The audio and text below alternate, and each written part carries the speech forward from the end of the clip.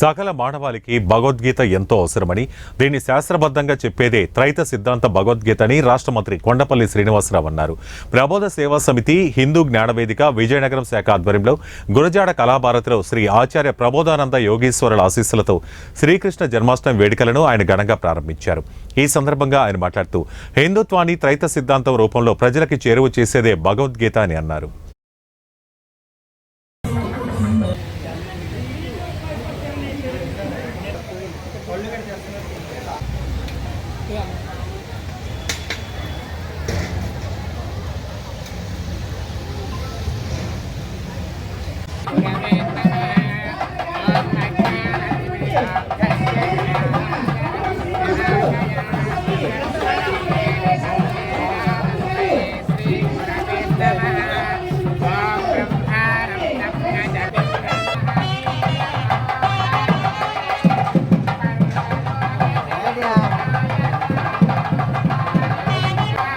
శుభాకాంక్షలు. అంటే పబ్లిక్ హాలిడేగా కృష్ణాష్టమి వేడుకలు దేశం మొత్తం మీద అలాగే ప్రపంచం మొత్తం కూడా జరుపుకుంటున్నారు.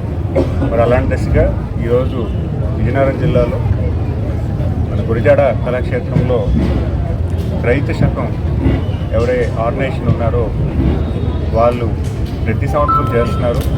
ఈరోజు మొదటిసారిగా నేను ఇక్కడ రావడం జరిగింది.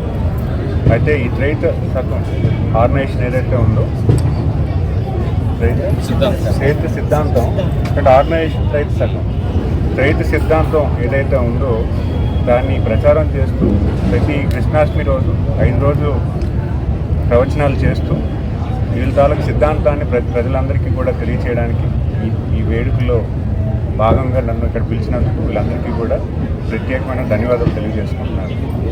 అది సిద్ధాంతం ఇప్పుడే తెలుసుకున్నది ఏంటంటే జీవాత్మ, ఆత్మ, పరమాత్మ ఈ మూడు కలిపి మనల్ని ఎలాగైతే ముందుకు నడిపిస్తున్నాయో వాటిని ఉద్దేశించి ఈ 5 రోజులు కూడా ప్రవచనాలు చేస్తున్నారు.